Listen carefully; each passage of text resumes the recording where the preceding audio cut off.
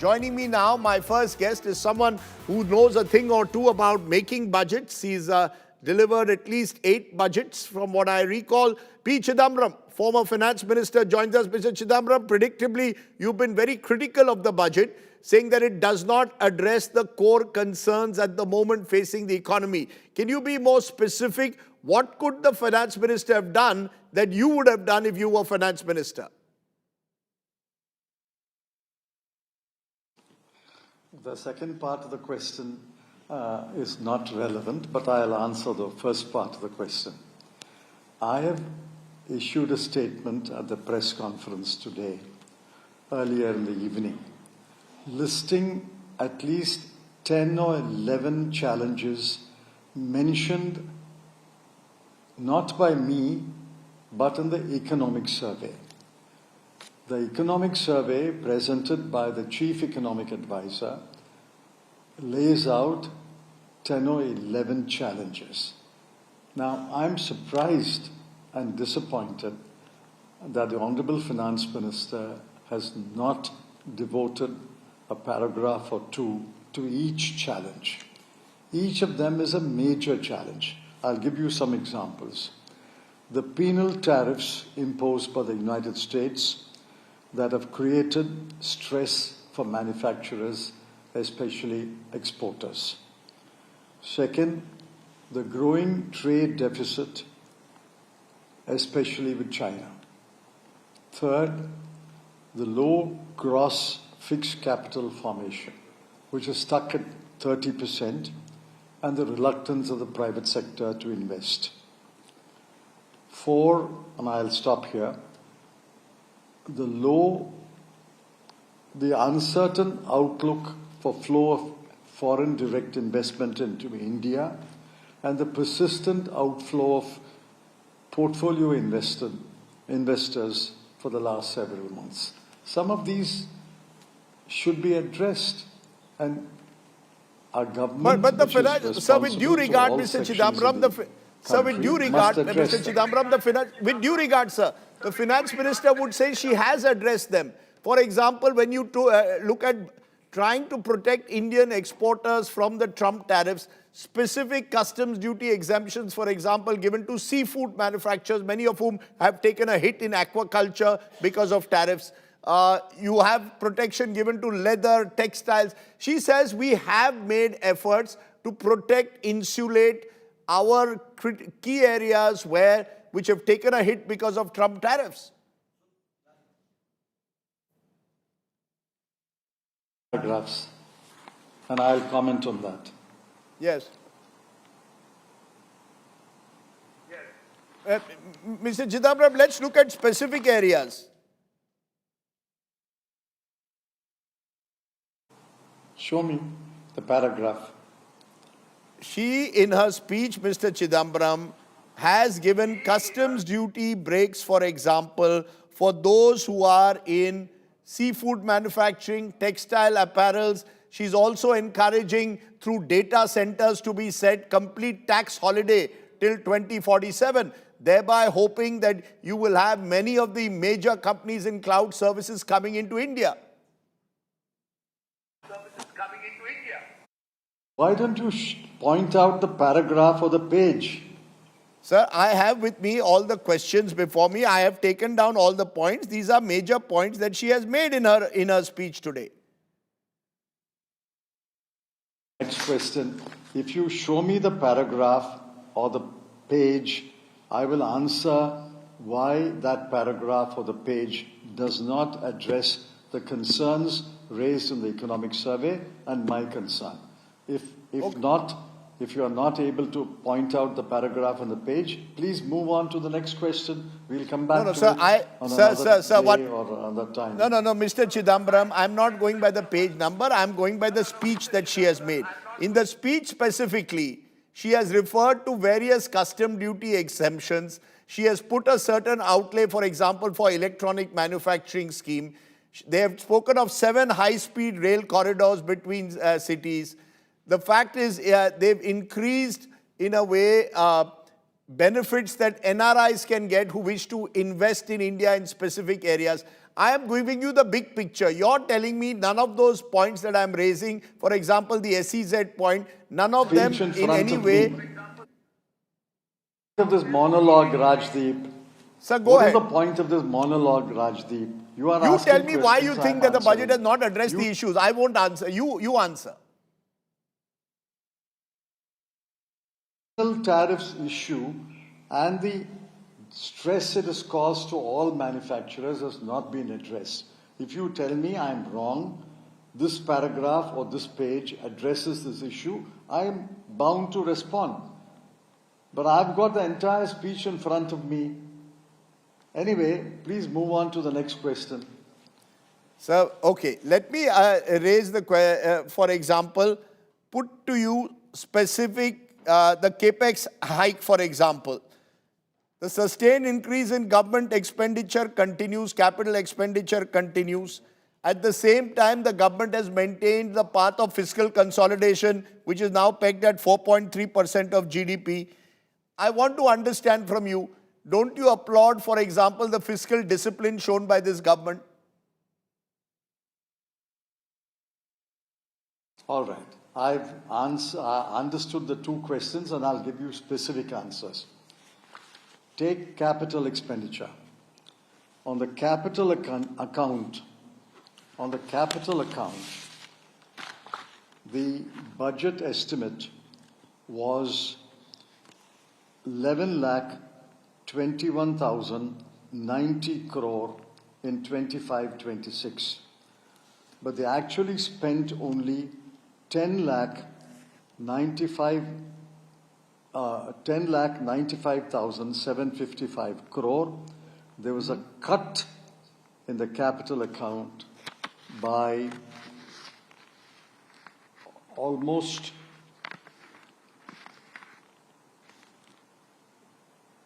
$1,44,376 crore.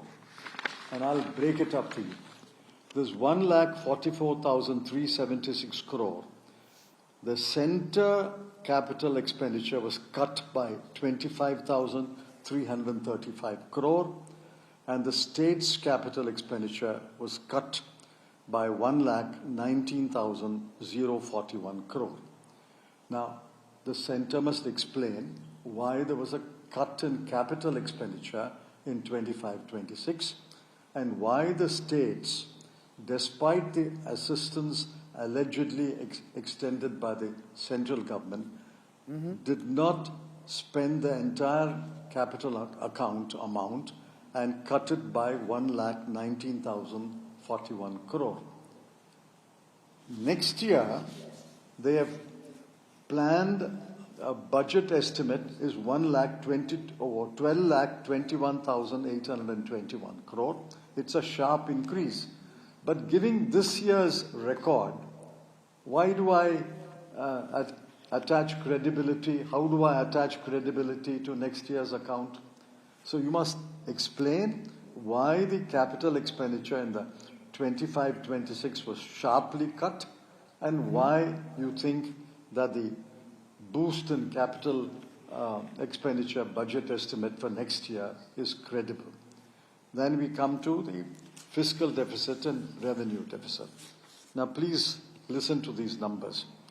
The fiscal deficit for 25-26 was projected at 4.4, and I'm glad that the revised estimate is also 4.4. But for next year, the budget estimate of fiscal deficit is only 4.3. It's 0.1%, and that's why I said in my statement, agonizingly slow pace of fiscal consolidation. The target, remember, is 3% under the FRBM. At this rate of reducing the fiscal deficit, it will take 13 years to reach the target of FRBM of 3%. It is agonizingly slow.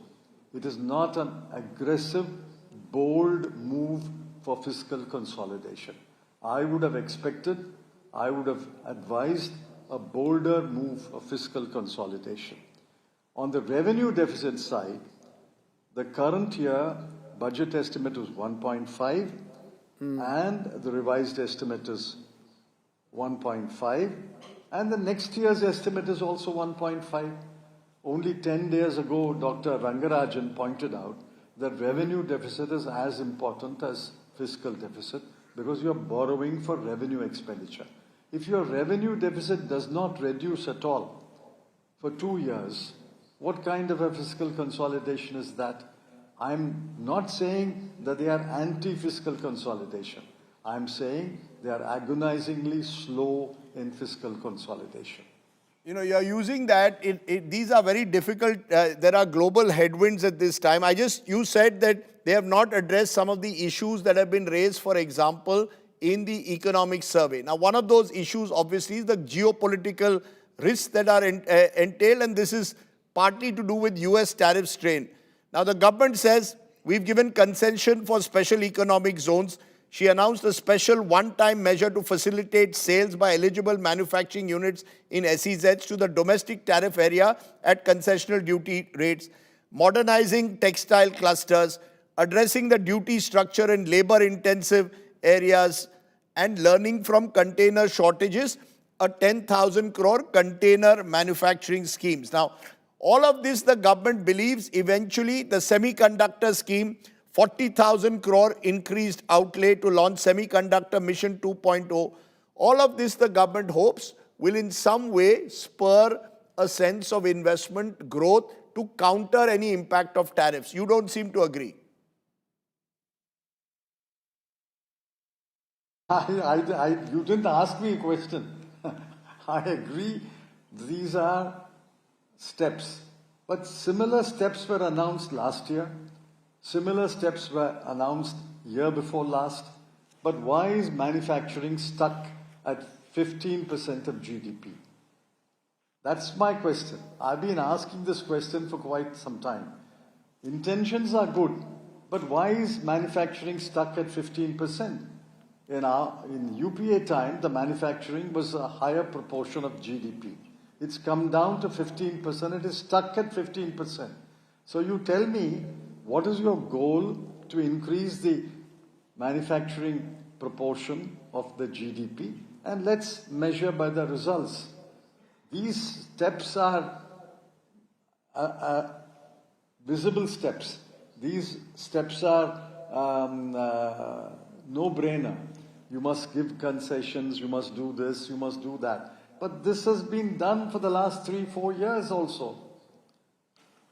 So what's your reading? Why do you believe manufacturing and private investment has not stepped up? The government. I am not the government. I don't have full information. I am only in the opposition. We can point out the errors. And I'm not pointing out my errors, the errors I found. I'm pointing out from the economic survey. The economic survey is presented by somebody who's fully knowledgeable about the state of the economy from within the government.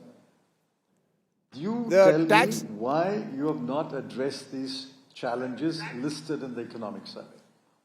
The tax holiday for cloud service providers, a tax holiday till 2047 to any foreign company that provides cloud services to customers globally by using data center services from India. Positive step or not? I welcome that. But let's see the next year. They have announced it this year. Next year and the year after the next, we see the results. Investment limit for NRIs increased from 5% to 10%. Overall investment increased to 24% from 10%. The hope is greater participation of NRI capital and improved access to long-term overseas funds. Positive or not? But why is private investment in manufacturing, private investment in India, in all sectors of the economy stuck for the last 4 years? I can point out numerous occasions when the Honorable Finance Minister requested them, pleaded with them, chided them, scolded them for being sluggish in private investment. Just go back and see the script of her speeches in the FICCI and CII. For the last 3 years, she's been cajoling, pleading, begging, requesting, chiding, scolding them. But why is private investment stuck? Why is it not moving away from the sluggish state to an active state? Mr. Chidambaram, Ms. Sitaraman at the very outset outlined 3 main duties or kartavyas for the government. Speed up and keep strong economic growth by making India more competitive. Build their skills so that they turn into active partners in country's journey to wealth and success, and make sure everyone benefits. These are the 3 kartavyas that she has put, which she says is the basis of this budget. You don't seem to agree with any of these 3 kartavyas. I mean, why do you assume the answer? You ask me, do you agree or do you not agree? You say you don't seem to agree. Do I have to agree with you? No, you don't. First of all, the kartavya has an English word. The Hindi version can be kartavya. I have found the English meaning of kartavya. It is responsibility, duty. Fine. So it's a responsibility of the duty of the government to set out 3 goals. They have set out the goals. Why should I disagree with the goals? The goals are splendid goals. But the question is, what is the proof of the pudding? What is the result? What is the outcome? Outcome is sluggish investment and manufacturing stuck at 15% of GDP. Maybe okay, one final question. One final question, sir. What would you have done? What is that one thing you would have done that you believe the FM didn't do? No question. What would we have done? I'm not in government. I don't have full information. No, sir, but you, sir, that you are now copying out from that answer. When you criticize a budget, give me let's assume you're a shadow finance minister. I know we don't have a shadow cabinet. Forget about information. What is the one reform you would have pushed that you believe would have raised, for example, manufacturing or private investment? You give me all the information and data that is available to the finance minister, and I will produce a page on what should be done on manufacturing within 24 hours. Okay, The I'm going to leave it. survey says what should be done. Economic survey says what should be done. You follow your chief economic advisor. Why don't you believe your chief economic advisor? Why don't you believe Dr. Panagriya? I wrote a column, heed your favorite economist's advice. Okay, I'm going to leave it there, Mr. Chidambaram. I think you've made your point, and I appreciate you joining us and giving us an opposition perspective on the budget. Thank you very much.